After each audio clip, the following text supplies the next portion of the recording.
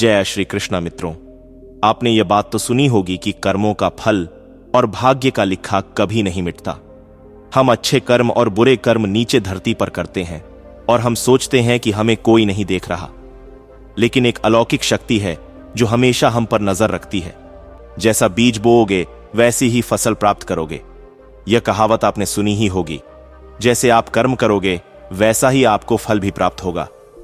लेकिन मेरा एक सवाल है, क्या आप इस बात पर यकीन करते हैं कि जैसा आप कर्म करते हैं वैसा ही आपको फल भी मिलता है?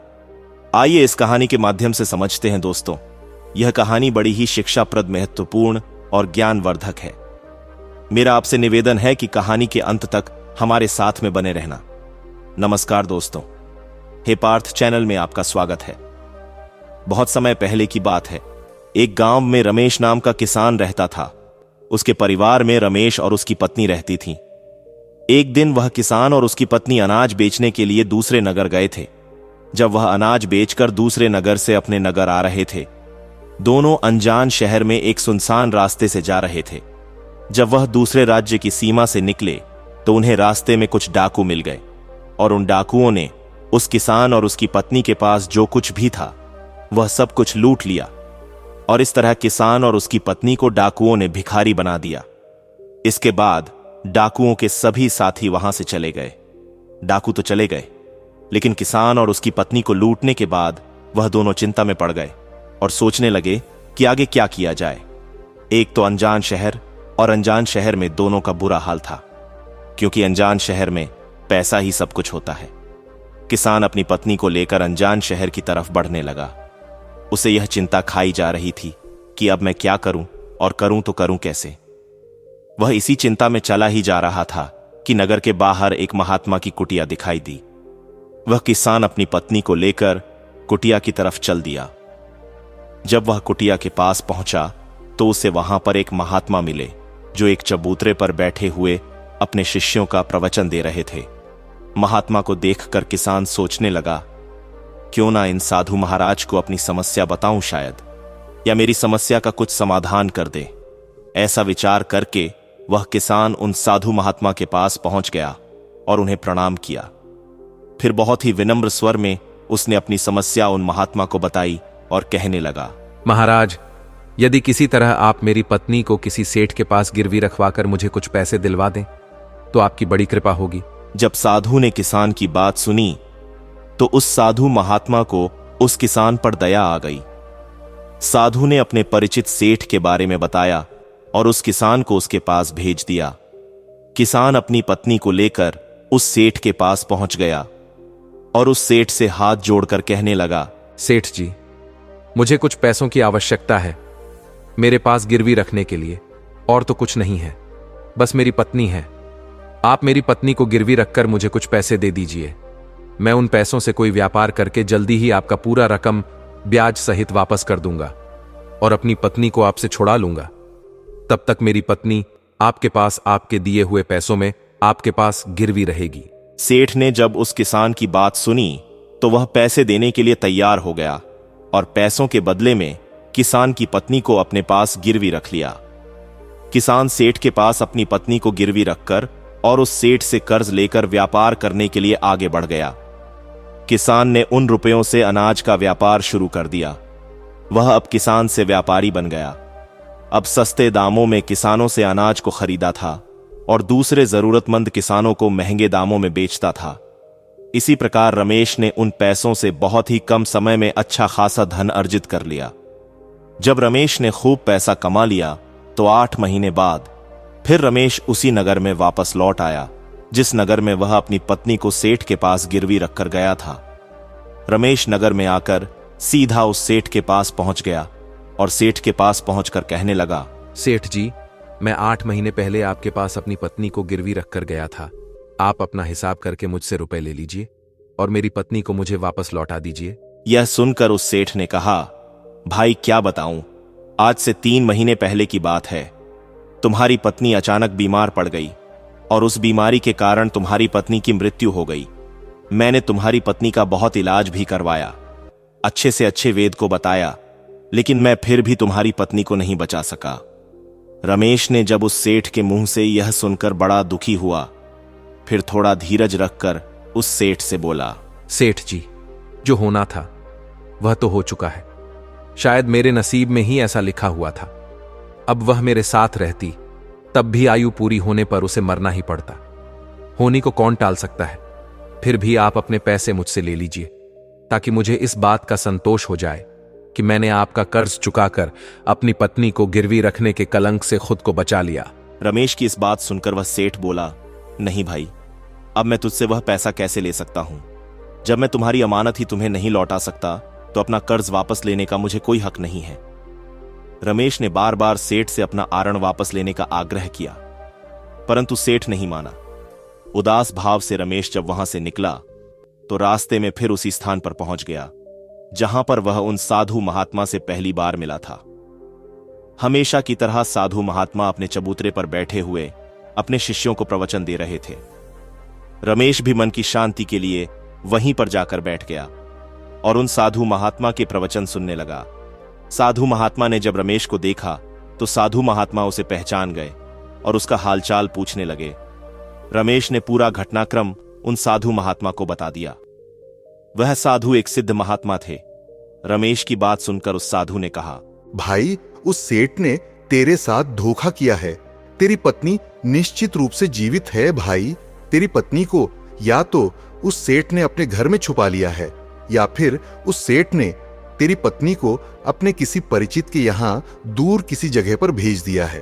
अब तू ऐसा कर, यहाँ के राजा के पास चला जा और राजा के दरबार में जाकर प्रार्थना करना कि महाराज मेरी पत्नी को उस सेठ से दिलवा दो, क्योंकि इस नगर का जो राजा है वह बहुत ही बुद्धिमान व्यक्ति है। वह निश्चित ही तेरी पत्नी को उस सेठ पर जोर डालकर तुझे दिलवा देगा। उसके दरबार में ही तुम्हारा फैसला होगा। जब रमेश ने उस साधु महात्मा की बातों को सुना तो रमेश साधु महात्मा की बात मानकर राजा के दरबार में जाने के लिए चल दिया। रमेश राजा के दरबार में पहुंच गया और राजा के दरबार में पहुंचकर राजा से गुहार लगाने लगा कि महाराज, मेरी पत्नी को सेठ से मुझे दिलवा दीजिए। महाराज, मैंने सेठ से कुछ धन उधार लिया था। बदले में अपनी पत्नी को सेठ के पास गिरवी रखकर गया था। जब मैं धन लेकर अपनी पत्नी को उस सेठ के पास लेने गया तो वह कह रहा है कि उसकी मृत्यु हो गया है। वह झूठ बोल रहा है। रमेश की प्रार्थना सुनकर राजा ने सेठ को दरबार में बुलाया और उससे कहा, सेठ, क्या यह बात सच है कि यह किसान कुछ रुपयों के बदले में अपनी पत्नी को तुम्हारे पास गिरवी रखकर गया था? सेठ ने स्वीकार करते हुए कहा कि हां राजन, किसान की यह बात बिल्कुल सच है। राजा ने फिर कहा, तुम इसकी पत्नी को क्यों नहीं लौटा रहे हो? राजा की बात सुनकर वह सेठ बोला, कैसे लौटा सकता हूं महाराज? मैंने इस किसान को बता तो दिया कि आज से 3 महीने पहले इसकी पत्नी की मृत्यु हो चुकी है। महाराज, अब मैं धर्मराज के पास जाकर तो इसकी पत्नी को वापस नहीं ला सकता। राजा ने पूछा, कोई गवाह है तुम्हारे पास जो इस बात की पुष्टि कर दे कि इसकी पत्नी की मृत्यु हो चुकी है? तो सेठ बोला, जी महाराज, इस बात की पुष्टि वह अच्छी तरह से कर देगा जिसने इस व्यापारी की पत्नी का इलाज किया था। वह 4 व्यक्ति भी इस बात की गवाही दे देंगे जो इसकी पत्नी को स्मशान में जलाकर आए थे। उस सेठ ने यह बात इतने आत्मविश्वास के साथ कहीं कि राजा को भी उस पर भरोसा हो गया। तब राजा ने रमेश से कहा, भाई, अगर तुम्हारी पत्नी जीवित होती तो हम तुम्हें अवश्य दिलवा देते। अब तो हमारी भी मजबूरी है। इस प्रकार राजा ने रमेश को समझा बुझाकर वापस भेज दिया। रमेश फिर से साधु महात्मा के पास पहुंच गया और जो कुछ दरबार में राजा और सेठ ने कहा वह सारी बातें साधु महात्मा को बता दी। यह सब सुनकर उस ज्ञानी महात्मा ने कहा, मैंने राजा को इतना विवेकहीन नहीं समझा था। मुझे दुख है कि उसने तुम्हारे साथ कोई न्याय नहीं किया। उस राजा ने सेठ की बातों पर तो यकीन कर लिया और तुम्हें समझा बुझाकर मेरे पास वापस भेज दिया। अब तुम मेरी एक बात सुनो। तुम एक बार फिर से राजा के पास जाओ और उसे कहना कि सिर्फ 3 घंटे के लिए वह अपनी राजगद्दी पर मुझे बैठने का अधिकार दे दें। तब मैं राजा को बताऊंगा कि न्याय कैसे किया जाता है और न्याय किसे कहते हैं। रमेश एक बार फिर से राजा के दरबार में पहुंचा और जैसा उस साधु महात्मा ने कहा था उसने राजा से कह दिया कि राजा ने रमेश की यह बात सुनी। तो यह सुनकर राजा ने कहा, मुझे 3 घंटे के लिए राजगद्दी छोड़ने में कोई ऐतराज नहीं है। यदि ऐसा करने से तुम्हें न्याय मिल जाएगा तो मैं 3 घंटे के लिए उस साधु महात्मा के लिए अपनी राजगद्दी छोड़ दूंगा। तुम उन महात्मा को राज दरबार में ले आओ। रमेश ने जब राजा के यह वचन सुने तो रमेश साधु महात्मा के पास गया और उन साधु महात्मा को राज दरबार में ले आया। जब साधु महात्मा राज दरबार में पहुंच गए तो राजा ने अपनी राजगद्दी उन साधु महात्मा को सौंप दी। फिर राजगद्दी पर विराजमान होते ही साधु महात्मा के सामने उस सेठ को दरबार में प्रस्तुत किया और उससे कहा, सेठ जी, आपने कहा कि इस किसान की पत्नी आपके पास रहते हुए 3 महीने पहले ही स्वर्ग से धर गई और आपका कहना है कि आपके पास इसकी पत्नी के मरने की गवाह भी मौजूद है। क्या मैं उन गवाह से मिल सकता हूं? फिर राजा बने साधु महात्मा के आदेश पर सेठ के गवाह पेश किए गए। सबसे पहले साधु ने उस वेद को बुलाया। उसने रमेश की पत्नी का इलाज किया था। साधु ने वेद से पूछा, क्यों भाई, आपने ही रमेश की पत्नी का इलाज किया था? वेद बोला, जी हुजूर, मैंने ही रमेश की पत्नी का इलाज किया था। वेद की बात सुनकर वह साधु बोला, अच्छा वेद जी, मुझे यह बताओ कि तुम रमेश की पत्नी का इलाज करने के लिए सेठ के घर जाते थे या फिर रमेश की पत्नी इलाज करवाने के लिए तुम्हारे पास आती थी? राजा बने साधु महात्मा की बात सुनकर वह वेद राजा से बोला, महाराज सेठ जी मेरे औषधालय पर स्वयं आकर दवा ले जाते थे। साधु बोला, यानी तुम विश्वास के साथ यह नहीं कह सकते कि दवा सेठ रमेश की पत्नी के लिए ही ले जाता था या फिर किसी और के लिए? साधु की बात सुनकर वह वेद बोला, हां महाराज, यह बात मैं यकीन के साथ तो नहीं कह सकता कि सेठ किसके लिए दवाई ले जाते थे, लेकिन सेठ जी मुझसे दवाई जरूर ले जाया करते थे। वेद की बात सुनकर वह साधु बोला, उसका मतलब तो यही हुआ कि तुम मरीज को बिना देखे ही दवाइयां देते हो, या तो बहुत ही गंभीर है, तुम दवा के स्थान पर किसी को जहर भी तो दे सकते हो, और हो सकता है तुम्हारे द्वारा दिए हुए जहर से ही रमेश की पत्नी की मृत्यु हुई हो। उस साधु की यह बातें सुनकर वेद का चेहरा डर के मारे पीला पड़ने लगा और वह भयभीत स्वर में बोला, नहीं हुजूर, ऐसा हरगिज नहीं हो सकता। मैं अपने किसी मरीज को दवा के बदले भला जहर क्यों दूंगा, और इस तरह से मेरी सारी मान प्रतिष्ठा भी धूल में मिल जाएगी। वेद की बात सुनकर वह साधु महात्मा बोला, अब तो तुम ऐसा ही कहोगे। मैं तुम्हें अपने कर्तव्य के प्रति लापरवाही करने के और एक मरीज के जीवन में खिलवाड़ करने के अपराध में 50 कोड़े लगाने का आदेश देने जा रहा हूं। इसके साथ ही तुम्हारा मुंह काला करके सारे नगर में तुम्हें घुमाया भी जाएगा। अब तुम सोच लो, वेद सच बोलोगे या फिर मैं सैनिक को तुम्हें गिरफ्तार करने का आदेश दूं? यह सुनकर वेद का शरीर कांपने लगा और वह उस साधु के कदमों में जा गिरा और बोला, हुजूर, मुझे माफ कर दीजिए। मैं स्वीकार करता हूं कि मैं सेठ के किसी मरीज का कोई भी इलाज नहीं किया। सेठ ने तो मुझे पैसे दिए थे और कहा था कि यदि गवाही की आवश्यकता पड़े तो ऐसा कहकर उसके पक्ष में गवाही दे दूं।